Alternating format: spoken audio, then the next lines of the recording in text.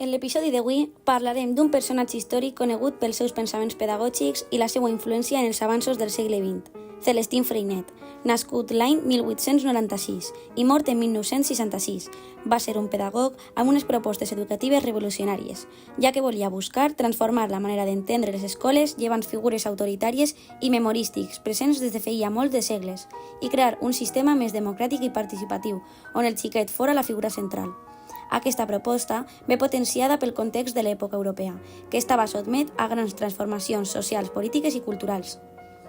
Aquesta època havia començat en la Primera Guerra Mundial, on el nostre autor va participar com a soldat en el front, transformant la seva manera de veure l'educació humanista i pacífica per a construir una societat justa. La teoria que va usar no es considerava pura, era més pràctica, sobre el dia a dia de les escoles rurals, ja que podien observar de forma més directa i transparent les limitacions pròpies de l'ensenyament tradicional. Per totes aquestes experiències i vivències, Freinet crea un model que parteix de la cooperació, creativitat i autonomia personal, que introduïa jocs, tècniques com podia ser la impremta, textos lliures, investigació de l'entorn. Totes aquestes facilitaven la formació de les institucions escolars en un lloc per a ser autèntic amb una participació activa. La raó per la qual busca aquest tipus de model escolar era perquè a l'autor no s'havien de transmetre coneixements tancats, sinó oferir eines perquè elles pogueren explorar per si mateixos el món, amb un pensament crític i una participació com a ciutadà responsable de la comunitat. Quan parlem de Celestin Freinet, hem d'emfatitzar que el seu treball com a pedagog i que ho caracteritza la seva societat del moment, ja que el que més li movia era el correcte ensenyament de la premsa, decisions col·lectives i la resolució dels conflictes a través del diàleg. Freinet, com ja hem dit abans, va néixer en 1896, més concretament al final del segle XIX. Va haver un major control rural per Europa, amb un gran pes en l'entorn industrial desigual. Després de la Primera Guerra Mundial, aquest personatge històric va participar com a soldat i per això va ser ferit a un gran nivell d'un pulmó. Després d'aquesta experiència que va marcar la seva vida, va crear la seva visió pacífica i la seva crítica a l'autoritat imposada a la resta. Entre els següents anys va desenvolupar una etapa de reconstrucció, on va afrontar un conflicte ideològic i un gran empobriment a causa de les últimes situacions socials i polítiques. En aquests anys va començar l'experimentació en escoles rurals per part de l'autor. Amb els anys va arribar la Segona Guerra Mundial, amb el feixisme. En poder va haver una gran repressió política que va afectar directament a Freinet, ja que va ser detingut i obligat a fugir, arribant d'aquesta manera al moment de postguerra que va generar nous tipus d'educació, moviments cooperatius i una gran reconstrucció del sistema educatiu, encaixant directament amb els pensaments i raonaments de renovació pedagògica de l'autor. En quant a la societat francesa del segle XX, s'organitzava per una gran diferència de classes socials. Estaven els llauradors pobres que habitaven les zones rurals on no reben apenes educació i amb accés limitat als recursos culturals. Amb un major percentatge de possibilitats educatives trobem la burgesia urbana, que tenien accés a la cultura i control sobre el sistema tant educatiu com social. La industrialització de l'època va ser en creixent, generant noves desigualtats econòmiques i laborals per a totes les persones sense tindre en compte el seu nivell en l'escala de classes. Freinet, com ja hem anomenat, va treballar en escoles rurals i va poder viure les realitats de les famílies llauradores, creant així una pedagogia que respectava els ritmes i possibles necessitats dels xiquets en mesura del possible. Amb les lleis franceses en el segle XIX consoliden una educació primària gratuïta, laica i obligatòria, però mantenint una estructura rígida. Les idees que es mantenien eren molt àmplies, però sempre es mantenia la idea de centrar-se en la memorització, els càstigs físics i les disciplines estrictes, continguts uniformes per a tots, escassa participació de l'alumnat, etc. Per la qual cosa, el pensament del nostre autor respecte a aquesta idea d'escola era que creaven persones preparades per a obeir exclusivament sense capacitat de pensar. Amb la inestabilitat política durant la Tercera República Francesa, la crisi econòmica general i en concret la de 1929 que afectava l'entorn rural, els conflictes ideològics i el creixement dels moviments feixistes i totalitaris es pot definir la situació política i econòmica general. Freinet va ser partidari dels moviments sindicalistes dels docents i això porta al fet que fora una persona perseguida pels conservadors. Els corrents més generals que trobem són l'humanisme pedagògic que defensa els xiquets i la seva dignitat. creixement de la psicologia, que oferia noves mirades del desenvolupament infantil, amb la renovació educativa, que es busquen escoles més actives, i finalment el cooperativisme i moviments obrers, que es van encarregar d'influenciar la visió social i col·laboració de Celestine Freinet. Els corrents pedagògics del moment, tenint en compte que està dominat per les escoles noves, per la qual cosa trobem l'aprenentatge actiu, importància per l'experiència, individualisme infantil respectat i mètodes que tenen en compte l'interès de l'alumne.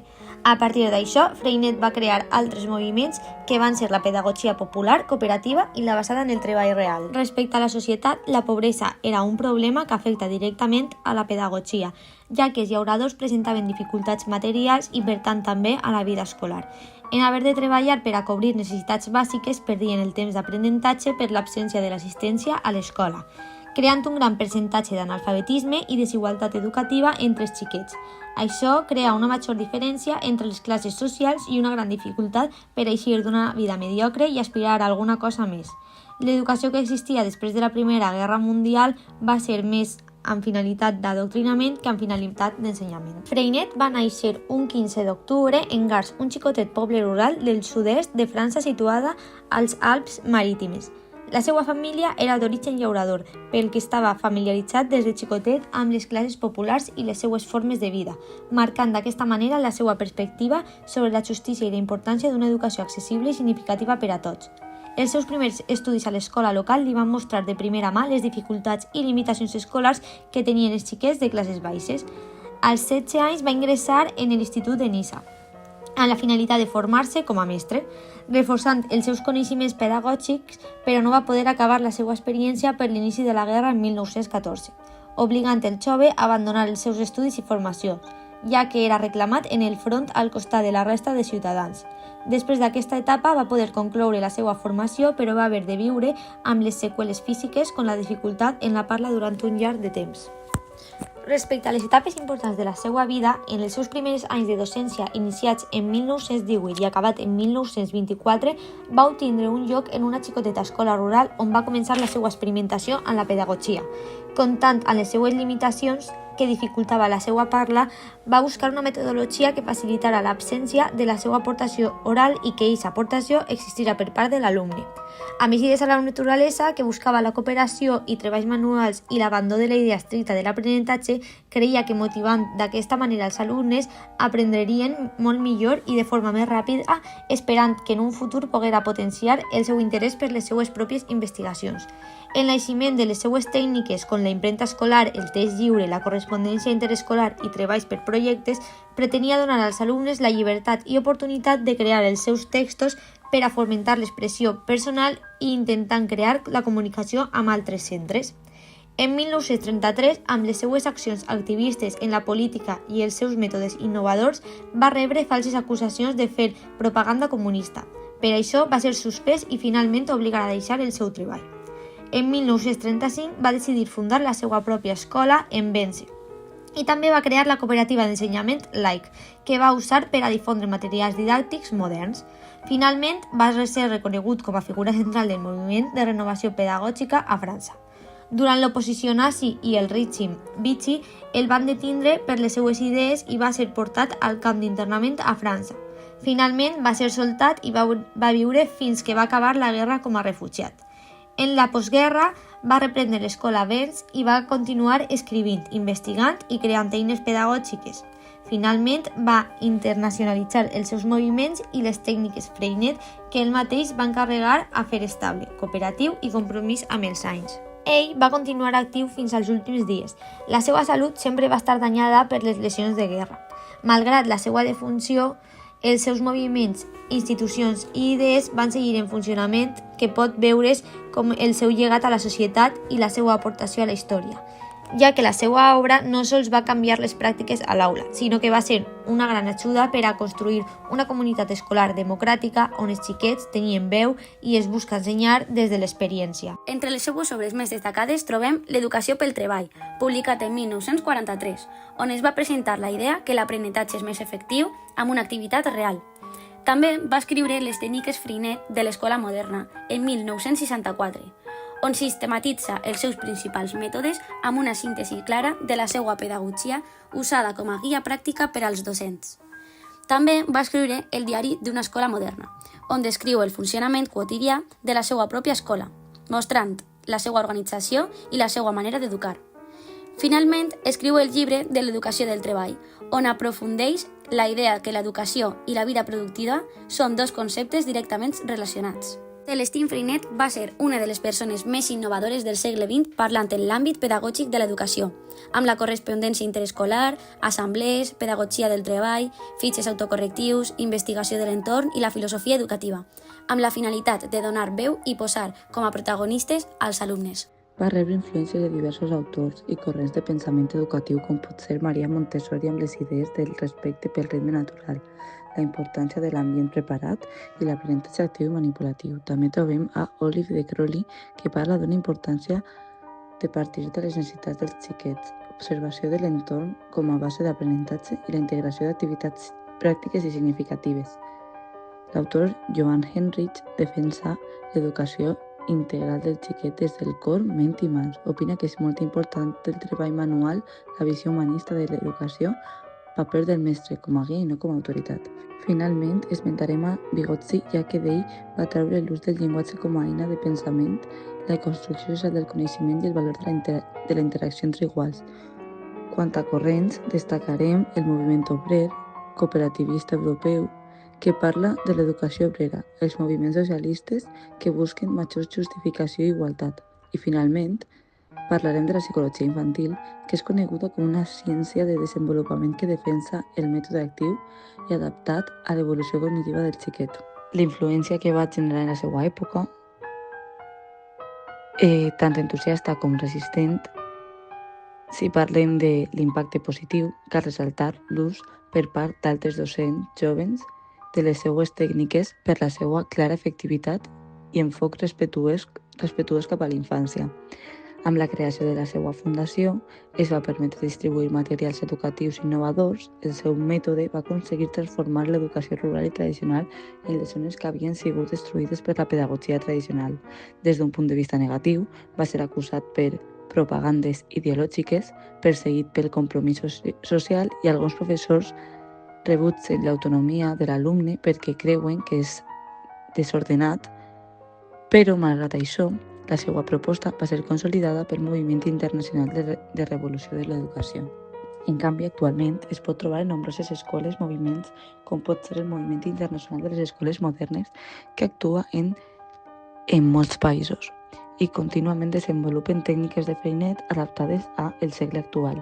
La innovació educativa, ja que molts enfocs tenen com a base les seues idees, la inclusió i diversitat perquè els mètodes es donaven l'oportunitat d'atendre ritmes i estils diversos.